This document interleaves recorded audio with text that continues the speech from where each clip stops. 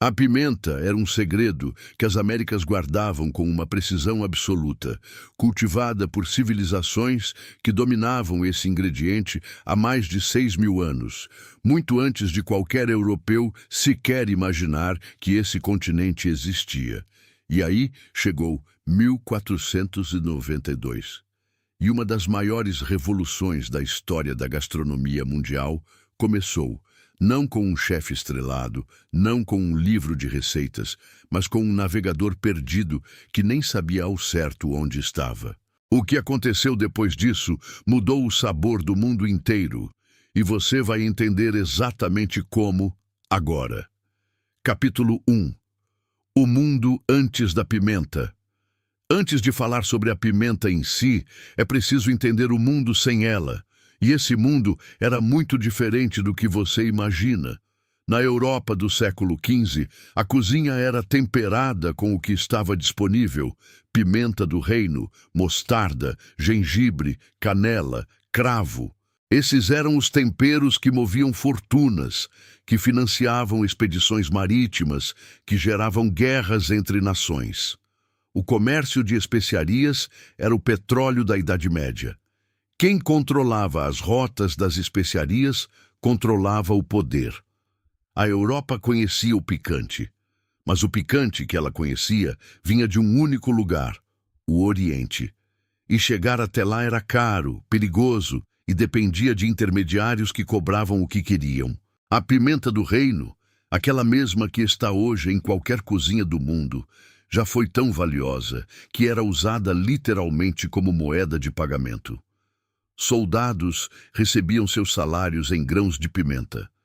Resgates de guerra eram negociados em sacas de especiarias.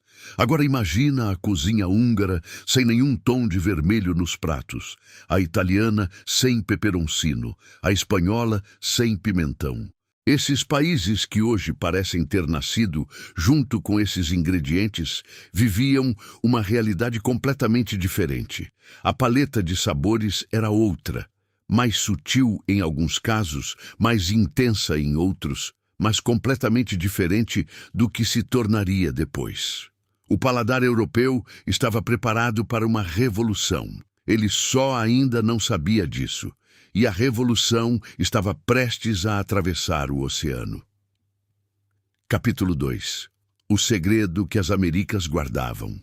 Enquanto a Europa pagava fortunas por temperos e mandava navios para o fim do mundo em busca de novas rotas comerciais, do outro lado do oceano existia uma civilização que já havia resolvido essa questão há milênios.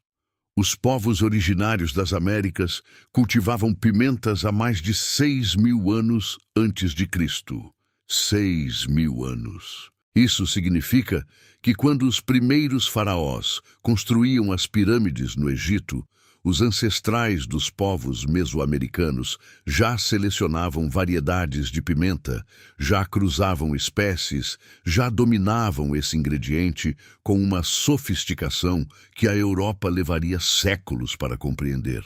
E a pimenta, para esses povos, não era apenas comida, era medicina, era moeda, era ritual sagrado. Os astecas a usavam em cerimônias religiosas, misturavam ao chocolate nas bebidas oferecidas aos deuses e chegavam a utilizá-la como arma de guerra, queimando pimentas secas para criar nuvens de fumaça que sufocavam os inimigos. A primeira arma química da história não foi criada em laboratório. Ela cresceu em uma planta. Existiam centenas de variedades, cada uma com um nome específico, um uso específico, um nível de ardor e um perfil de sabor completamente distinto. Não era apenas picante. Era uma linguagem inteira de sabores que esses povos desenvolveram ao longo de gerações e gerações de conhecimento acumulado. O que a Europa estava prestes a encontrar não era um ingrediente simples. Era o resultado de uma das maiores obras culinárias da história da humanidade, e ela seria levada embora por alguém que nem sabia o que estava segurando nas mãos. Capítulo 3. O equívoco que mudou a gastronomia mundial. Cristóvão Colombo não estava procurando pimenta. Estava procurando uma rota mais curta para chegar às Índias e, com isso, quebrar o monopólio árabe e otomano sobre o comércio de especiarias. O objetivo era claro: encontrar pimenta do reino, canela, cravo e noz moscada sem precisar depender das rotas terrestres controladas por intermediários que encareciam tudo. O que ele encontrou foi algo completamente diferente. Quando chegou às Américas e os povos locais lhe apresentaram aquele fruto pequeno, colorido e ardente, Colombo fez o que qualquer pessoa faria diante do desconhecido: comparou com o que já conhecia. E o que ele conhecia era a pimenta do reino. Então chamou aquilo de pimenta. O nome era errado, o fruto era outro, a planta era outra, a família botânica era completamente diferente, mas o nome ficou, e ficou para sempre. Esse equívoco de nomenclatura, cometido por um navegador genovês em uma tarde de 1492, é hoje responsável pela confusão que persiste em dezenas de idiomas ao redor do mundo. Em inglês, pepper serve tanto para a pimenta do reino quanto para o pimentão e a malagueta. Em português, chamamos de pimenta coisas que não têm nenhuma relação botânica entre si. Tudo por causa de um erro que ninguém corrigiu a tempo. Mas o que importa não é o nome. O que importa é o que aconteceu depois que esse fruto atravessou o oceano pela primeira vez. Porque a partir desse momento, o mundo da gastronomia nunca mais seria o mesmo. E os portugueses foram os primeiros a entender o potencial do que tinham nas mãos. Capítulo 4. A rota secreta da pimenta pelo mundo. Os portugueses foram os grandes responsáveis por espalhar a pimenta pelo mundo.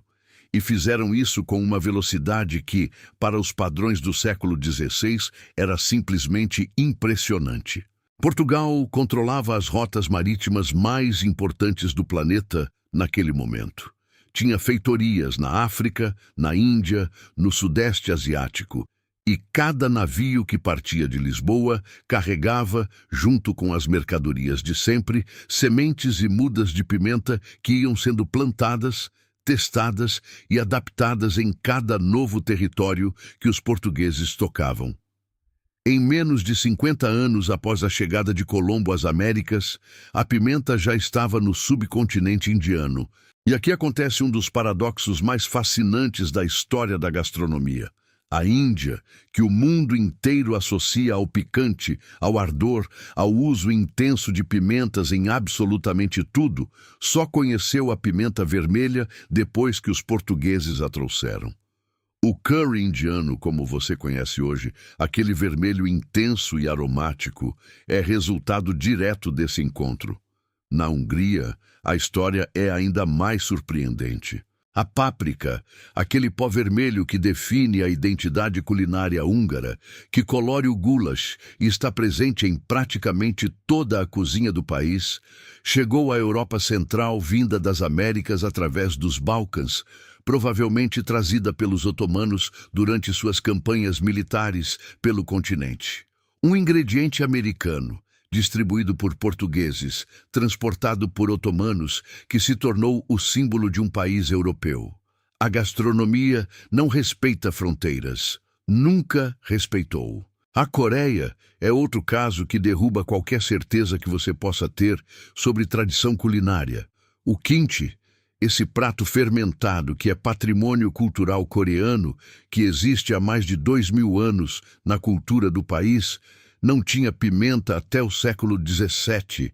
O kimchi original era branco, temperado com gengibre, alho e outros ingredientes, mas sem nenhum traço do vermelho intenso que define a versão que o mundo inteiro conhece e celebra hoje. A pimenta chegou à Coreia provavelmente através do Japão, que a recebeu dos portugueses e em menos de um século transformou completamente um dos pratos mais antigos de toda uma civilização.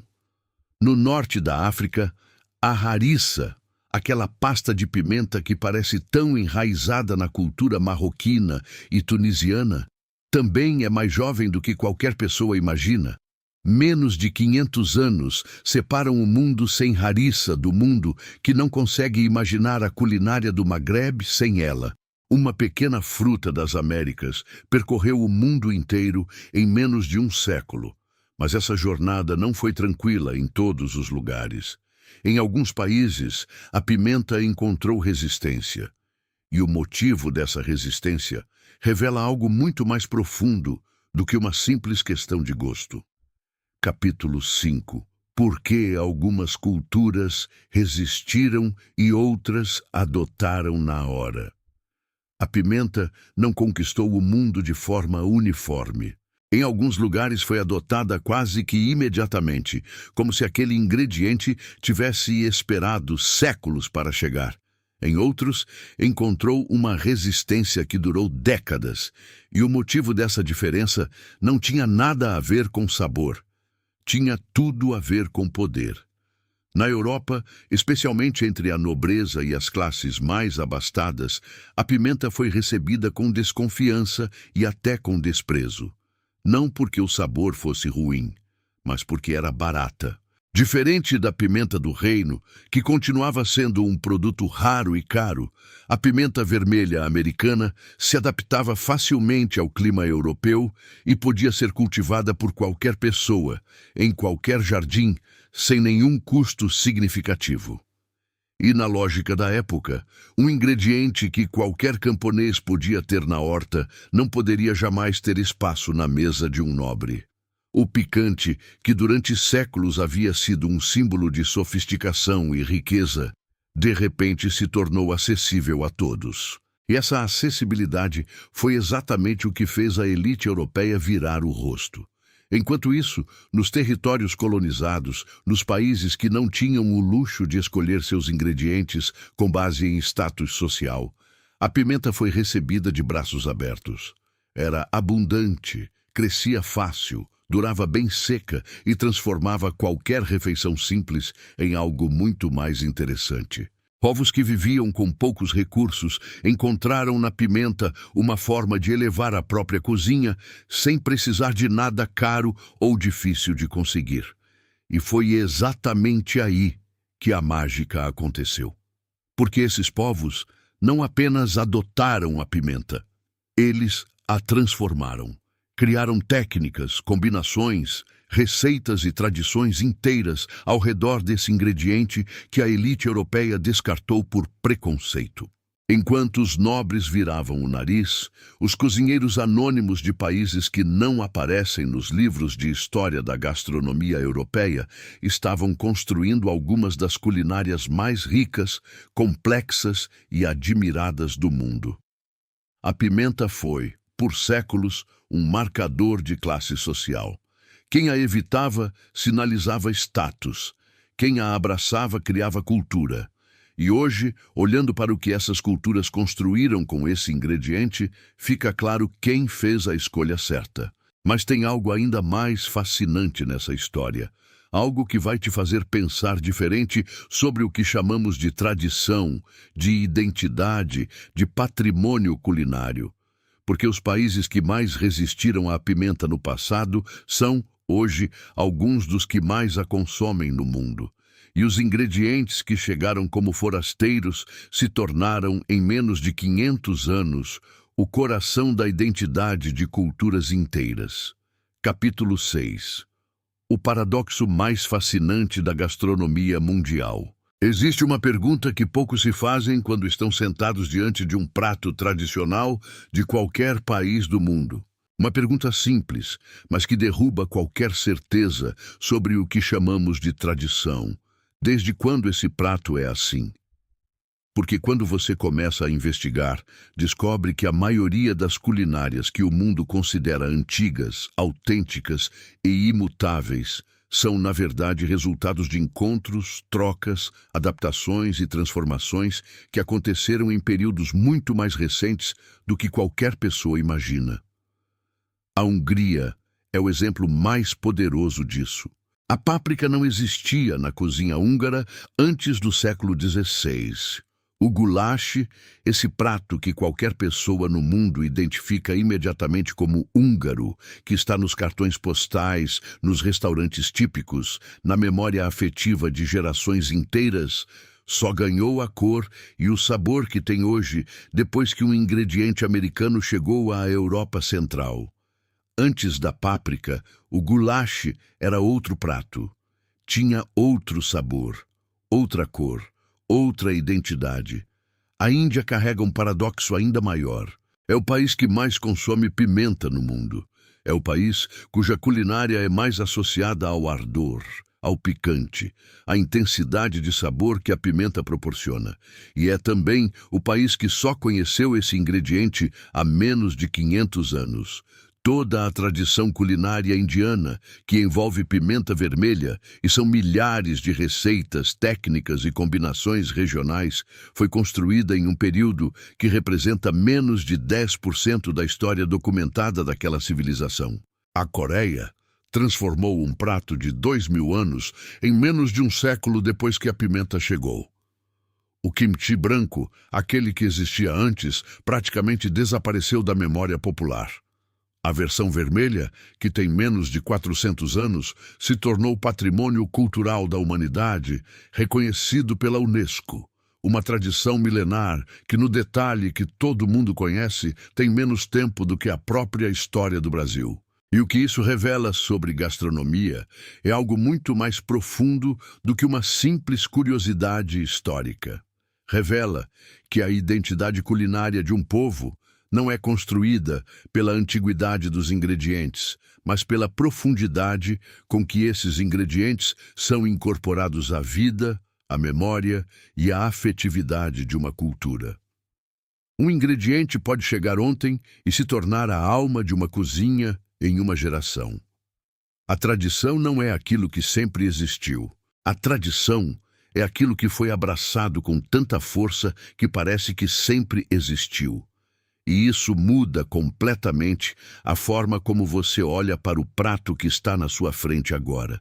Porque a história daquele prato, dos ingredientes que o compõem, das mãos que os cultivaram e das culturas que os transformaram, é muito mais longa, mais complexa e mais surpreendente do que qualquer receita é capaz de contar. Capítulo 7. A pimenta que vós se come hoje. Pensa no último prato que você comeu que tinha pimenta. Pode ter sido um molho, um tempero, uma pitada jogada quase sem pensar em cima de uma refeição qualquer. Um gesto tão automático que você provavelmente nem registrou conscientemente. Esse gesto simples carrega 6.000 anos de história. A pimenta que chegou até você hoje percorreu um caminho que começa nas mãos dos povos originários das Américas, passa pelos porões dos navios portugueses, atravessa as rotas comerciais otomanas, entra nas cozinhas anônimas de países que a transformaram em arte e chega, depois de tudo isso, até a sua mesa. Cada pitada que você usa tem esse peso, essa trajetória. Essa história que quase ninguém conta quando está cozinhando. E agora que você sabe disso, algo muda. Não necessariamente na forma como você cozinha, mas na forma como você enxerga o que está no prato. Porque a gastronomia, quando você começa a olhar para ela com essa profundidade, deixa de ser apenas sobre sabor. Ela se torna um arquivo vivo da história da humanidade. Cada ingrediente tem uma origem, cada receita tem um contexto, cada tradição culinária carrega dentro de si séculos de trocas, adaptações, resistências e transformações que nenhum livro de história convencional vai te contar. A pimenta é apenas um exemplo poderoso, surpreendente e capaz de derrubar certezas que você nem sabia que tinha. Mas o tomate tem uma história igualmente fascinante. O chocolate também, a baunilha, o milho, a batata, ingredientes que parecem ter sempre estado onde estão, mas que chegaram até lá por caminhos tortuosos, cheios de coincidências, equívocos e encontros improváveis entre culturas que jamais imaginariam ter algo em comum. A próxima vez que você sentar à mesa, olhe para o prato com outros olhos. Pergunte de onde veio cada ingrediente. Quantas mãos tocaram aquilo antes de chegar até você? Quantas culturas contribuíram, mesmo sem saber, para que aquela combinação específica de sabores existisse exatamente daquele jeito? A resposta vai te surpreender sempre. Porque a história da comida é, no fundo, a história mais honesta que existe sobre como os seres humanos se encontraram, se influenciaram e se transformaram ao longo do tempo. Se esse vídeo te fez olhar para o seu prato de outro jeito, conta para mim nos comentários. Qual ingrediente do dia a dia você nunca parou para questionar de onde veio? Pode ser que a história dele seja ainda mais surpreendente do que a da pimenta. E se você conhece alguém que aprecia uma boa história sobre gastronomia, compartilha esse vídeo. Porque tem gente que merece saber o que está comendo, de onde veio e o quanto o mundo mudou por causa de um fruto pequeno, vermelho e ardente que cruzou o oceano há 500 anos.